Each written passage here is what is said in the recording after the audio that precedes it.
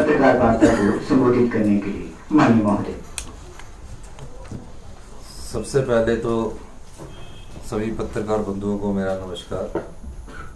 हिमाचल सरकार के मंत्रिमंडल के सम्मानीय उप मुख्यमंत्री श्री मुकेश अग्निहोत्री जी, श्री हर्षवर्धन चौहान जी, चौधरी चंद्र कुमार जी, कर्नल धनीराम शांडिल जी, अनिरुद्ध सिंह जी, सभी सम्मानित विधायक, चीफ सेक्रेटरी महोदय,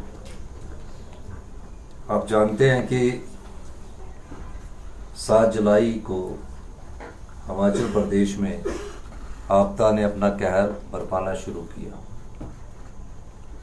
और निश्चित तौर पर यह हिमाचल के इतिहास की एक ऐसी आपदा थी और ऐसा तबाही का मंजर जो हम इस जीवन काल में अपने पहुंच चुके हैं, हमने कभी ऐसी तबाही और का मंजर पहले कभी नहीं देखा था। सरकार ने और अधिकारियों ने प्रयास किए और हिमाचल की जनता, पत्रकार बंधु, सभी लोगों ने प्रयास किए और हमने इस आपदा को, जो एक बड़ी चुनौती थी, लड़ाई की तरह ना लड़कर युद्ध की तरह लड़ा। अभी हम एक आपदा से उबर भी नहीं पाए थे कि 13 अगस्त को एक और आपदा हिमाचल प्रदेश पर आई। सब लोगों ने साथ दिया और सब लोगों ने साथ देने के बावजूद हिमाचल के जनता, हिमाचल के बच्चे, हिमाचल के युवा, जो भी जिसका क्षमता बनती थी, उसने भरपूर योगदान इस आपदा में हमें दिया। विधानसभा 70 में हमारे विधायक दल ने फैसला किया कि हम केंद्र सरकार से एक मांग करें कि हम इसे राष्ट्रीय आपदा घोषित करवाएं और स्पेशल पैकेज रिलीफ का हमें मिले। तकरीबन 3 दिन तक बहस चली, सब लोगों ने अपने पक्ष रखे और सब लोगों के अपने पक्ष रखने के बावजूद जब वक्त आया कि इस प्रस्ताव पर हमें कम से कम सहमति बनानी चाहिए, भारतीय जनता पार्टी ने हिमाचल की जनता के साथ ना खड़ा होकर हिमाचल की जनता को धोखा दिया। महज प्रस्ताव भावनाएं प्रकट करने का था। प्रस्ताव से कोई special relief package Himachal Pradesh को मिलना ना मिलना वो भारत सरकार पर निर्भर करता था। लेकिन राजनीति के लिए राजनीति करना अच्छा नहीं होता है। मैं धन्यवाद करना चाहूँगा विश्व बैंक के इंडिया के अध्यक्ष का, नीति आयोग के उपाध्यक्ष का और पूर्व मुख्यमंत्री शांता कुमार जी का भी मैं धन्यवाद करना चाहूँगा, जो आपदा के समय हिमाचल सरकार का हौसला अफजाई करते रहे और हर बात को समर्थन करते रहे और योगदान भी करते रहे।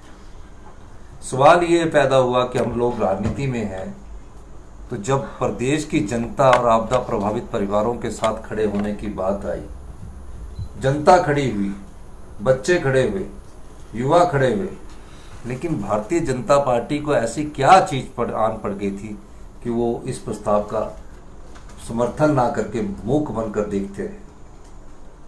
मैं इस राजनीतिक बात को इसलिए कहना चाहता हूँ कि महज राजनीति के लिए नहीं होती है। चुनाव जब होंगे तो उसमें मुद्दे कुछ और होते हैं, लेकिन इस दृष्टिकोण से मैं उन लोगों का धन्यवाद करना चाहता हूं कि जहां भारतीय जनता पार्टी इस प्रस्ताव के समर्थन में नहीं खड़ी हुई है, उन प्यारे बच्चों का जिन्होंने अपनी गुल्लक तोड़कर इस आपदा में 5 साल 10 साल की कमाई गुल्लक में जितने पैसे उसके माँ बाप देते थे, एक हमारी प्रथा है, परंपरा है, उस गुल्लक में डालकर हिमाचल की आपदा राहत कोष में दान की। उन युवा साथियों का और कई छात्र संगठन आए, एबीपी के छात्र संगठन के लोग भी आए जिन्होंने हमें इस पर योगदान दिया।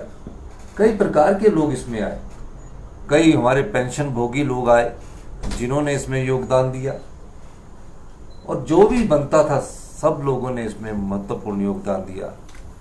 और आज हम ये योगदान 200 करोड़ रुपया पार कर चुके हैं। ये इस बात का प्रतीक है कि हिमाचल की जनता तो संवेदनशील है, लेकिन भारतीय जनता पार्टी राजनीति की इसके लिए संवेदनशील नहीं थी। मेरा देश के प्रधानमंत्री जी से भी मुलाकात हुई है, गृह मंत्री जी से भी मुलाकात हुई है, जगत प्रकाश नड्डा जी से भी मुलाकात हुई है। सबने समय समय पर हमें सहायता का आश्वासन दिया, लेकिन राज्य की इस इकाई के इस व्यवहार से पूरा हिमाचल प्रदेश हतप्रद रह गया है कि ऐसा उन्होंने क्यों किया। लेकिन हमने प्रयास किया और आज ही 200 करोड़ 54 लाख रुपया हिमाचल सरकार के आपदा राहत कोष में आ चुका है। इस मौके पर हमने देखा, मैंने खुद व्यक्तिगत तौर पर जाकर देखा, कई प्रकार की समस्याएं थी और कई प्रकार की समस्याओं से जूझना था। हमारा डिजास्टर मैनेजमेंट जो है वो 24 घंटे इसमें काम करता रहा और पहली बार ऐसा लगा कि अगर किसी को, एक व्यक्ति को बचाने के लिए अगर हेलीकॉप्टर की भी जरूरत होगी तो हम हेलीकॉप्टर उपलब्ध करवाएंगे। और सिराज से हमने जो लोगों को जरूरत थी वो पहुंचाया और हेलीकॉप्टर के माध्यम से जो प्रेग्नेंट महिलाएं थी उनको भी वहां पहुंचाया। वो पूर्व मुख्यमंत्री का विधानसभा क्षेत्र और कोई ऐसा व्यक्ति नहीं था जिसको हमने बचाने की कोशिश नहीं की। फिर भी इस आपदा में हमने 498 लोगों की जान खोई है। हम सब लोग उनके प्रति अपना भगवान से प्रार्थना करते हैं कि भगवान उनकी आत्मा को शांति दे। लेकिन जो उजड़ गए हैं घर, जिन घरों को बसाने का दायित्व जहां हिमाचल की जनता ने भरपूर सहयोग करके दिया है, वो हिमाचल प्रदेश सरकार का भी दायित्व बनता है। और उस दायित्व का निर्वाह करने के लिए हमने मंत्रिमंडल के सदस्यों के सभी सदस्यों ने चर्चा की और कहा इस समय हमारी जरूरत इन आपदा प्रभावित परिवारों के साथ खड़े होने की है। हालांकि हम आर्थिक तंगी के दौर से गुजर रहे हैं। व्हाइट पेपर जारी हो चुका है और व्हाइट पेपर तथ्यों पर आधारित होता है, कोई ये कागज का सफेद टुकड़ा नहीं है, पूरे फैक्ट्स एंड फिगर के साथ जारी हो चुका है। 1,02,000 रुपए का सारा कर्जा आप जनता पर हिमाचल प्रदेश की चढ़ा हुआ है। किस प्रकार इन्वेस्टमेंट ड्रेन हुआ है, उस सब चीजों को हमने अध्ययन किया और यह प्रयास किया कि अपने आर्थिक संसाधनों में अगर कट लगाने की जरूरत पड़ जाती है, बजट की कुछ योजनाओं में कट लगाने की जरूरत पड़ जाती है, तो भी इन आपदा प्रभावित परिवारों की दिल खोलकर मदद की जाए। इस दृष्टिकोण से मैं 4 नई अनाउंसमेंट इसमें करने जा रहा हूं। स्पेशल पैकेज के रूप में हम 3500 करोड़ रुपया उन सभी आपदा प्रभावित और पुनर्निर्माण और पुनः उत्थान के लिए देने जा रहे हैं। जो हमारी अनाउंसमेंट्स है, आप जानते हैं कि हमारे 3500 के करीब घर पूरी तरह नष्ट हो चुके हैं। पाई पाई जोड़कर, एक एक तिनका तिनका जोड़कर हिमाचल प्रदेश में कोई भी नागरिक कितना भी बड़ा क्यों ना हो, एक घर बनाता है या एक से ज्यादा कभी उसके पास दूसरा घर होता है, कितना भी बड़ा व्यक्ति क्यों ना हो, और उस घर में उसकी भावनाएं जुड़ी होती है, उस घर में उसका प्यार जुड़ा होता है। उन 3500 घरों में जो इतने साल से जिसका जीवन काल, बचपन काल बीता हो, वो पूरी तरह तबाह हो गए हैं। 13,000 घर आंशिक रूप से, पार्शली रूप से इस आपदा में प्रभावित टूट गए हैं, पूरी तरह आंशिक रूप से क्षतिग्रस्त हो चुके हैं। इन घावों को भरने के लिए हमने पुनः उत्थान और पुनर्वास का ये 3500 करोड़ रुपए की पैकेज की हमने बात कही है। और आपदा को हमने कुछ क्षेत्रों में हमने पहले जो आपदा का रिलीफ मेन्यू था वो 7 अगस्त से 15 अगस्त तक जारी किया था। जब से हमने इसको राज्य आपदा घोषित, हिमाचल प्रदेश घोषित किया है, तब से इस जो हमारा स्पेशल रिलीफ पैकेज है, इसकी समय अवधि 7 अगस्त से बढ़ाकर 30 सितंबर तक कर दी गई है। 7 जुलाई से बढ़ाकर 30 सितंबर तक कर दी गई है। आपदा से प्रभावित भूमिहीन हुए लोगों को वर्तमान में लागू 2/3 बिस्वा योजना के तहत घर बनाने के लिए 2 बिस्वा शहरी क्षेत्र में और 3 बिस्वा भूमि ग्रामीण क्षेत्र में प्रदान की जाएगी। जिसकी अपनी भूमि घर बनाने के लिए उपयुक्त नहीं है, यानी कि आपदा में जो सबसे ज्यादा हमारे नुकसान हुआ पहाड़ियां बिस्की, वहां घर बनाने लायक नहीं है, ऐसे परिवार जिनके पास जमीन है भी को भी विशेष पैकेज के तहत पात्र माना जाएगा एवं इस पर आय की सीमा नहीं रखी गई है। इस पर कोई आय की सीमा नहीं, यानी कि क्या हुआ, लैंडस्लाइड में पूरा घर बैठ गया, किसी ने घर बनाया, उसके ऊपर भी जगह थी नीचे भी जगह थी, जब वो बैठ गया तो वो मकान उस जमीन में दब गया। उस जमीन में एग्रीकल्चर तो हो सकती है, किसी के पास 10 बीघा 5 बीघा 2.5 बीघा 3 बीघा हो सकती है, लेकिन वो रहने लायक जगह नहीं है। और जो लैंडलेस किसे कहा जाता है, जिसके पास ना जमाबंदी होती है ना जगह होती है, पर ये तो लैंडलेस नहीं हुए, इनके नाम के पर जमाबंदी भी होगी, जमीन भी होगी, तो इनको भी शहरी क्षेत्र में 2 बिस्वा और ग्रामीण क्षेत्र में 3 बिस्वा घर बनाने के लिए जहां सरकारी जगह उपलब्ध होगी उपलब्ध करवाई जाएगी, और जो जगह रहने लायक नहीं वहां वो अपनी खेती कर सकते हैं। और जो व्यक्ति लंबे समय से हिमाचल में रह रहे हैं, उनके पास कोई भूमि नहीं है काफी लंबे समय से,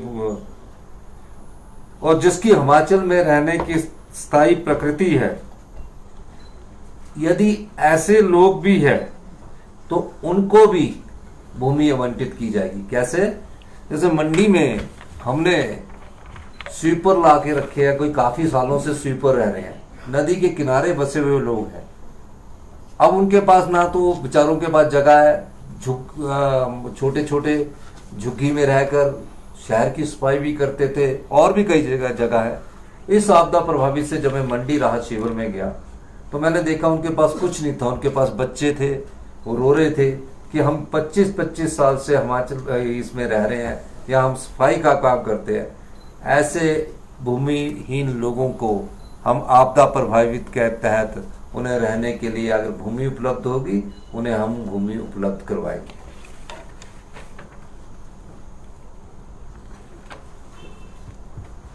और भी कोई लोग, ये तो है, और भी कोई लोग ऐसा रह रहा होगा जिसको वो लैंड नहीं होगी, उसके नाम पर किराए पर रह रहा होगा, उसको भी इस आपदा के कारण जो भी प्रभावित परिवार होगा उसको भी भूमि उपलब्ध करवाएगी।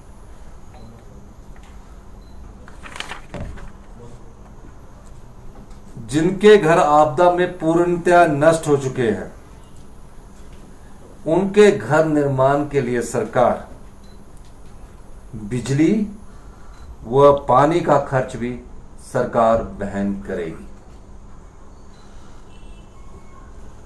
और जब वो घर बनाने लगेगा तो उसको सरकारी खर्चे पर पानी का नलका भी लगाया जाएगा, पानी का और बिजली का खर्चा भी लगाया जाएगा, और उसको सरकारी रेट के हिसाब से सीमेंट उपलब्ध करवाया जाएगा। आज की डेट में सरकारी रेट के साथ, यानी कि 280 रुपये प्रति किलो बोरी के हिसाब से उसको सीमेंट भी उपलब्ध करवाया जाएगा। सीमेंट की बोरी देश में सीमेंट की बोरी प्राकृतिक आपदा के कारण जो बच्चों की पढ़ाई पर असर पड़ा है, जो शिक्षा संस्थान हमने आपदा के कारण बंद किए हैं, और कुछ बच्चे जिनके घरों और जमीनों के नुकसान के कारण स्कूल नहीं जा पाए हैं, सभी शिक्षा संस्थान जितने दिन बंद रहे हैं उतने दिन बच्चों को अतिरिक्त शिक्षा के माध्यम से पढ़ाई करवाई जाएगी। इसमें बच्चों की पढ़ाई में आय व्यवधान से क्षति को पूरा किया जाएगा। ये वो चीजें हैं जो हमारी समझ के अनुसार, हमारी जो हमने जो पाया है, जहां सभी मंत्रिमंडल के सदस्यों ने ये पाया है कि हमने सब, क्योंकि मैं आपको एक और बात बताना चाहता हूं, आपने देखा होगा हमारे सभी मंत्रिमंडल के सदस्य, सभी हमारे सीपीएस ने जाकर डिप्टी कमिश्नर ऑफिस में मीटिंग ली, फील्ड के दौरे किए, दो बार डिफरेंट डिस्ट्रिक्ट में हमारे 7 मंत्री और हमारे सीपीएस सारे वहां गए और लोगों के घरों में भी गए, वहां देखा। उसके बाद हमने जो कमियां थी उसको हमने इनको दूर करने की कोशिश की। अब जो हम उनको सुविधा देने जा रहे हैं, जो केंद्र सरकार का रिलीफ मैनुअल है या राज्य सरकार का रिलीफ मैनुअल है, हमने उसमें पूरी तरह परिवर्तन कर दिया स्पेशल रिलीफ पैकेज के तहत। जब शॉप और ढाबा किसी का बह जाता था, नुकसान हो जाता था, तो सरकार, हिमाचल प्रदेश सरकार के रिलीफ मैनुअल में भी और केंद्र सरकार के रिलीफ मैनुअल में भी 25,000 रुपया उसको मिलता था।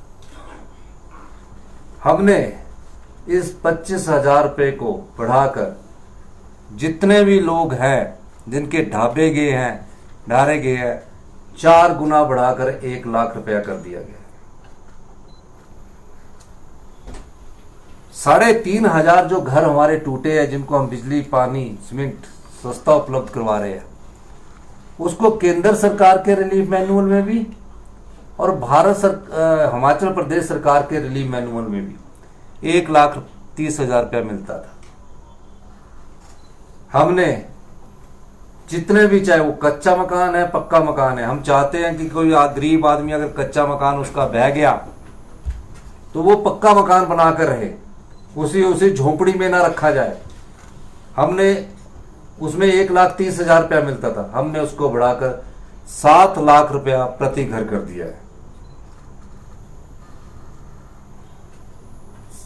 क्योंकि कईयों के बेचारों के कच्चे घर होते हैं गांव में, और मेरा मानना है कि ये अगर 7 लाख फ्री नलका, फ्री पानी और फ्री सीमेंट बना दीजिए, ये तो टोटल 10 लाख रुपए तक का पड़ जाएगा। ये सरकार उपलब्ध करवाई। अब पक्का घर कहीं गिर गया है, किसी का पक्का घर का लैंडस्लाइड्स हो गया, कहीं घर गिर गया, ये 5.5 टाइम्स ज्यादा दिया गया है। 1,30,000 से 5.5 लाख ज्यादा किया गया। पक्का हाउस जो पार्शली गिर जाता था, जिसमें सिर्फ केंद्र सरकार और हमारे हिमाचल की सरकार इस आपदा से पहले 6500 रुपया देती थी, सिर्फ 6500 रुपया देती थी। उसको पक्का हाउस जो पार्शली डैमेज हुआ, यानी कि किसी की दीवार गिर गई, किसी का कुछ गिर गया, हमने उसको 15.5 गुना बढ़ाकर, 6,500 से 15.5 गुना बढ़ाकर 1 लाख रुपया कर दिया है। ये सब 7 जुलाई से लेकर 30 सितंबर तक की आपदा के लिए स्पेशल रिलीफ पैकेज है। कच्चा हाउस जो केंद्र सरकार के, जो आज भी रिलीफ मैनुअल है, और जो प्रदेश का रिलीफ मैनुअल है, उसमें 4,000 रुपया मिलता था। हमने इसको बढ़ाकर 25 गुना बढ़ाया है कि कोई भी कच्चा हाउस होगा, डैमेज हो गया होगा, उसको 25 गुना बढ़ाकर हमने 1 लाख रुपया कर दिया है। 4,000 से 1 लाख रुपया। काऊ शेड, क्योंकि 90% हिमाचल की जनता ग्रामीण इलाकों में निवास करती है। अब जब गांव में हम रहते हैं, एक गाय या एक पशु कोई ना कोई पालता है, चाहे भेड़ बकरी पालता है। अभी भी लोगों का ये ट्रेंड है कि भेड़ बकरी पालते हैं, कुछ जगह बदलाव आया है, लेकिन अभी भी ट्रेंड है। उसमें काऊ शेड में केंद्र सरकार और राज्य सरकार के रिलीफ मैनुअल में 3,000 रुपये मिलते थे, सिर्फ 3,000। हमने उसको भी 17 टाइम्स बढ़ाकर, 16.7 टाइम्स बढ़ाकर 50,000 रुपया कर दिया है। गाय या भैंस की मृत्यु होने पर हमने उसको बढ़ाकर 37,000 रुपया मिलता था, जिसको हमने बढ़ाकर 55,000 रुपया कर दिया है। जो घोड़ा हो गया या डोंकी हो गया, उसको 34,000 रुपया मिलता था, उसको भी हमने 1.5 गुना बढ़ाकर 55,000 रुपया कर दिया है। गॉड, शीप वगैरह को, सबको काफ, पौनी 20,000 रुपया मिलता था खच्चर वगैरह का, 55,000 रुपया 20,000 से बढ़कर हमने 55,000 कर दिया है। भेड़ बकरी वाले, इस बार भेड़ बकरी वालों का भी काफी नुकसान हुआ। कई क्षेत्र तो ऐसे थे, क्योंकि मैंने भी उसको एरियल सर्वे में देखा कि एक जगह हम जब लोसर जा रहे थे तो मनाली के आगे काफी भेड़े और गडरिया वहां फंसे थे। भेड़ों की तो मृत्यु हो गई, लेकिन हमने उन गडरियों को निकाल लिया। उनका भेड़ पालन उनका मुख्य व्यवसाय है। हमने देखा कि वो हमारे पास चीख बोल रहे थे, तो हमने उसको भी बढ़ाकर 4,000 से बढ़ाकर 6,500 रुपया कर दिया, 1.5 गुना कर दिया। इस आपदा में कई जगह तो ज्यादा बारिश के कारण नुकसान हुआ, हॉर्टिकल्चर में, एग्रीकल्चर में। कई जगह डैम का पानी छोड़ने से, पोंग डैम का पानी जैसे छोड़ा तो फतेहपुर और इंदौरा की विधानसभा क्षेत्रों में फसल को बड़ा नुकसान हुआ। हमने पाया कि जो एग्रीकल्चर लैंड में जो किसान है वो एग्रीकल्चर लैंड पर निर्भर करता है, तो हमने उनको क्या देते थे, हम देते थे उन्हें एग्रीकल्चर लैंड का पर बीघा, पर हेक्टेयर 3615 रुपए, यानी कि 1 हेक्टेयर में 12.5 बीघे होते हैं। अब हमने इसको बढ़ाकर 10,000 रुपया पर बीघा किया है, यानी कि 36 रुपए से बढ़ाकर हमने इसको पर बीघा किया है 10,000 रुपये। Crop area of damage horticulture land में भी 3615 रुपये देते थे, इसको भी हमने बढ़ाकर 10,000 रुपया पर बीघा किया है। क्रॉप लॉस, जैसे कि फसलें निचली तरफ ये नुकसान हो जाता था, 500 रुपया देकर पटवारी इसकी रिपोर्ट बनाता था, आप जानते हैं 500 रुपया देते थे, उसको हमने 8 टाइम बढ़ा दिया, यानी कि उसकी बीजने की फसल का, उसकी मेहनत का, और जो उसने जो खेत को पाला होता है, बीज लगाकर पाला होता है, जब उसमें कोई फसल होती है तो 8 टाइम बढ़ाकर उसको हमने 4,000 रुपया कर दिया है। डीसिल्टिंग, जो बाढ़ से सिल्ट आ जाती है, खेतों में आ जाती है, सब कुछ आ जाता है, सिर्फ 1384 रुपये देते थे, उसको बढ़ाकर हमने उसको बढ़ाकर 5,000 रुपया हमने कर दिया है, 3.6 टाइम्स। और जो घरों में बिलोंगिंग्स होती है, टेंट्स होते हैं या रहने के लिए कपड़े होते हैं, तो उसके लिए हमने क्या कि 2500 रुपया देती थी केंद्र सरकार भी और राज्य सरकार भी, हमने उसको 20 टाइम पर बढ़ा दिया है, 20 गुना बढ़ा दिया है, और 2500 की जगह 50,000 रुपया उसका कर दिया गया है। ये मैं इसलिए बता रहा हूं, हाँ कपड़ों, जब ये आपदा आई हमारा सेब का सीजन पीक पर था। हिमाचल प्रदेश का कोई एक एरिया ऐसा नहीं बता सकते, ठीक है कहीं 1 घंटा 1 दिन लेट पानी हुआ हो, 2 दिन पानी भी था। सारी सुविधाएं, चाहे वो टेम्परेरी बेस पर अभी जोड़ी गई है, सभी सुविधाओं को हमने सुचारू रूप से चलाया। और जब हमने सुचारू रूप से चलाया तो वो उसके लिए धन की जरूरत होती है, एकदम इमरजेंसी में पैसा निकालना पड़ता है।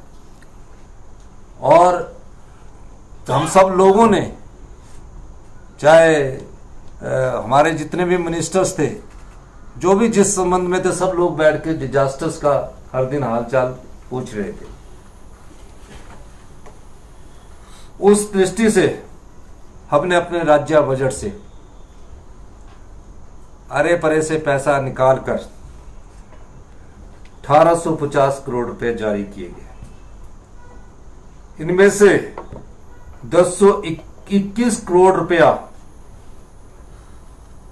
जो 221 और करोड़ रुपया जब अब उनको रिस्टोरेशन वर्क जब चल रहा है, कल और जारी कर दिए जाएंगे, जो पीडब्ल्यूडी और जल शक्ति विभाग को जारी किए जाएंगे। और जो मैंने ये वाला आपको बताया है, जो स्ट्रक्चर मकान वाला, इस पर टोटल 750 करोड़ रुपया खर्च आएगा इस बात पर, पुनर्वास और पुनरुत्थान के लिए।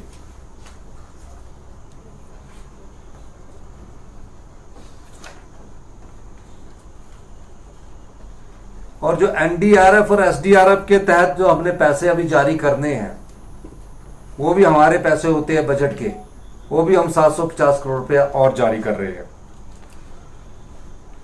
इसके अलावा इस 3,500 करोड़ के स्पेशल पैकेज के अलावा 1,000 करोड़ रुपए के मनरेगा के तहत, जो मनरेगा है उसके तहत हमने अलाउ किया है कि आप अपने घर की रिटेनिंग वॉल लगा सकते हैं। और जो जितने भी विधायक 68 चुनकर आए हैं, जो विधायक क्षेत्र निधि मिलती है, उसमें भी उनको अलाउ कर दिया है कि आप इंडिविजुअल दंगे के लिए पैसे दे सकते हैं। मनरेगा के तहत भी इंडिविजुअल दंगे के लिए और विधायक निधि के तहत भी इंडिविजुअल घर के पैसे दे सकते हैं। मैं ये बात इसलिए कहना चाहता हूं कि समय समय पर आपदा प्रभावित परिवारों को हमारी सरकार ने जो हमारे पास संसाधन थे उससे ज्यादा ही बढ़कर हमने किया है। हमने देखा कि टेंटों में जब लोग, मैंने खुद जाकर देखा, सरकार की तरफ से सारी व्यवस्था की गई थी। हमने ग्रामीण क्षेत्र में 5,000 रुपया किराया ग्रामीण क्षेत्र में किया। क्यों किया? गांव में तो 2,000 का भी मिल जाता, 3,000 का भी मिल जाता है, लेकिन उसने अपनी पशुशाला में, क्योंकि किसी के घर में रहेगा गांव में तो उसको उसके पशु भी होंगे, उस पशुशाला के लिए भी हमने उसको 2,000 रुपए की आर्थिक सहायता 5,000 के रूप में दी है। 10,000 शहर में, 5,000 का शिमला में भी किराया कमरा मिल जाता है, पर हमने कहा कि उसे अच्छी 2 या 3 रूम की सुविधा मिले, तो उस दृष्टिकोण से हमने उसे 10,000 रुपया किराए के रूम में दिया। अब जब हमने किराए के रूम में दिया तो हमने बोला उसके तो सारे कपड़े उजड़ गए, सारे चले गए। हमने उसको गैस का सिलेंडर भी दिया, खाने के लिए 31 मार्च 2024 तक सब फ्री राशन कर दिया जो उसके अनुसार है।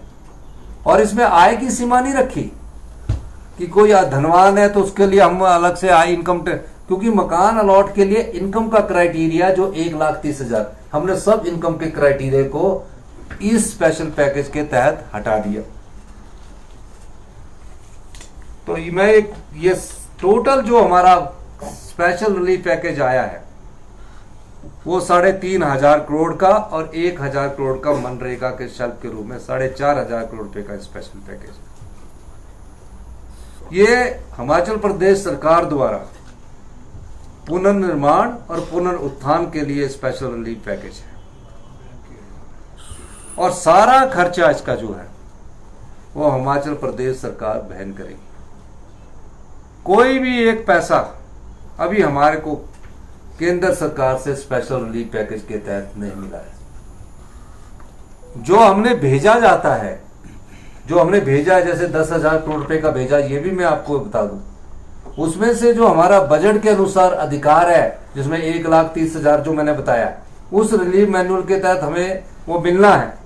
कब मिलना है ये तो अभी पता लगेगा कि जो एडवांस दे दिया तो उसमें से वो कट मारेंगे, लेकिन हिमाचल के आम परिवार तक पहुंचने की कोशिश हिमाचल प्रदेश सरकार की है। गरीब आदमी को आपदा में राहत पहुंचाने की कोशिश हिमाचल प्रदेश सरकार की है। जिसका घर उजड़ गया, जिसके पशु बह गए, जिसकी फसल नष्ट हो गई, ये तो वो परिवार जानता है कि जिस सपनों से उसने अपना घर बनाया होता है, जब वो उजड़ जाता है तो उसकी मन की पीड़ा को तो वो ही जानता है।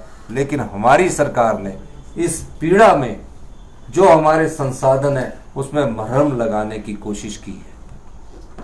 13,000 घरों को कोई डिस्क्रिमिनेशन नहीं रखा है। अगर उसकी 1 दीवार गिरी, 1.5 दीवार गिरी तो उसको 1 लाख रुपया मिलेगा। ये जो आंकड़े हैं ये हमारे पास 30 सितंबर तक आए। तकरीबन 16,000 घर और परिवार इस आपदा से प्रभावित हुए हैं। और आर्थिकी की बात करें, नुकसान की बात करें तो पिछले 2 महीने से हमारा जो सर्विस सेक्टर है वो ठप पड़ा है। टूरिज्म इंडस्ट्री ठप पड़ी है। पैट के रूम में जो हमें एक्साइज ड्यूटी आनी थी शराब पर, वो भी अभी ठप पड़ी है। तो आर्थिक तंगी के बावजूद भी मैं सभी मंत्रिमंडल के सदस्यों का धन्यवाद करना चाहूंगा, सभी विधायकों का धन्यवाद करना चाहूंगा, सभी प्रशासनिक अधिकारियों का, चीफ सेक्रेटरी महोदय, हमारे डिजास्टर के सभी अधिकारी, ओंकार जी, सब लोगों का मैं बहुत धन्यवाद करना चाहूंगा कि हमने अपने संसाधनों से जो हिमाचल के लोगों की हम सेवा कर सकते हैं वो हम कोशिश कर रहे हैं। हमारा प्रयास है ये पुनरुत्थान की जो प्रक्रिया हमने शुरू की है, परिवारों से शुरू होकर इंफ्रास्ट्रक्चर्स को हम मजबूत करने के लिए भी हम कल 1051 करोड़ रुपए जारी कर रहे हैं, अपने संसाधनों से कर रहे हैं। तो इस 3500 करोड़ रुपए में कई लोग हम पर संसाधनों के बारे में पूछेंगे तो हमने सब प्रकार के बजट से कहीं ना कहीं से निकाला है और ये निकालकर हमारी पहुंच समाज के उस अंतिम व्यक्ति तक पहुंचने की कोशिश है जो अंतिम लाइन में खड़ा हुआ अंतिम व्यक्ति तक है, वहां तक हमारी सरकार पहुंचेगी। यही मैं इस पैकेज के अनुसार आपको कहना चाहता हूं। आपने हमारी बात सुनी, आपका बहुत बहुत धन्यवाद। Thank you. 4,500 करोड़ में सभी कवर हो जाएंगे? नहीं, ये तो पैकेज रिलीफ है। नहीं, 2 पैकेज में सारे ही कवर हो रहे हैं, इंफ्रास्ट्रक्चर भी है और इंडिविजुअल मदद भी है। Thank you. जब कंस्ट्रक्शन होगी, जब घर बनेगा, उस समय अवधि के लिए होगी या किस प्रकार रहेगा? देखिए, जितने भी घर इस आपदा में 7 जुलाई से 30 सितंबर तक उजड़े हैं, जब वो अपना घर बनाने लेंगे, उनके जब तक घर नहीं बन जाता ये सुविधा उनको रहेगी। बहुत बहुत धन्यवाद। जैसे प्रभावित है, कुछ जगह केसेस ऐसे हैं, जैसे कृष्णा नगर है हमारे शिमला में, जहां एनक्रोचमेंट थी या कई जगह फॉरेस्ट लैंड के भी केसेस हैं, उनको बीच में कैसे लेंगे? और एक ये कि जो 3500 करोड़ अरेंज किया है आप लोगों ने, तो क्या कोई सेगमेंटेशन शेयर कर पाएंगे कि बजटेड स्कीमों में से कुछ डाइवर्जन है या किसी और स्कीम से अरेंज किया है? देखिए, 2 चीजें आपको बता दूं। इसमें हमने इंसानियत देखी है, इसमें हमने इंसानियत देखी है। और आपने हमारे 4th अनाउंसमेंट नहीं सुनी, मैं दोबारा पढ़ देता हूं। जो व्यक्ति आपको ये, जैसे आपने कृष्णा नगर की बात कही है, वहाँ कई सालों से लोग रह रहे हैं, उनको भी जमीन उपलब्ध करवाई जाए। नहीं, इसमें सिर्फ आपदा प्रभावित परिवार है। इसमें ये नहीं देखा गया कि हमने ये क्राइटेरिया लगाकर इसको मदद करनी है। इसमें सिर्फ इंसानियत को देखा गया है। जो भी इंसानियत, ह्यूमैनिटी इसमें प्रभावित हुई है उसको देखा गया है। वो चाहे पंजाब का आदमी है, चाहे कहीं और का आदमी है, सबको हम मदद कर रहे हैं जो इस आपदा प्रभावित में 7 जुलाई से लेकर 30 सितंबर तक प्रभावित है। और सर, एक तरफ और जो बजट की आपने बात की है, वो एलोकेशंस हमने करना है, वो हमने अपनी स्कीम्स के अंतर्गत देखा है और सब चीजों से कहां से पैसा लाना इंतजाम करके ही ये घोषणा की है। और सर, एक तरफ सरकार कह रही है कि हिमाचल प्रदेश में आर्थिक संकट है, दूसरी तरफ आप अलग अलग सेक्टर में सहायता राशि को बढ़ा रहे हैं, तो आपको नहीं लगता सर कि भविष्य के लिए हिमाचल प्रदेश की आर्थिकी के लिए भी चुनौती है? नहीं, आपदा में बढ़ाना तो हमारे को पहले उन परिवारों का ख्याल रखना है जिन्होंने अपना सब कुछ उजड़ने के बाद राहत शिविरों में रह रहे हैं। तो हम उसके लिए किसी भी प्रकार के आर्थिक संकट के लिए पहले ही तैयार है, पहले ही मिला हुआ, आगे भी तैयार रहेंगे। लेकिन साथ में मैंने ये भी कहा है कि हम 4 साल में अपनी अर्थव्यवस्था को पटरी पर लाएंगे। धन्यवाद। Thank you. सर, केंद्र से किसी तरह का रिलीफ, सर केंद्र सरकार से किसी तरह का आश्वासन मिला है या आने वाले टाइम? जब मिलेगा आपको मैं बताऊंगा। धन्यवाद। अब सबसे पहले आप लोग बताओ।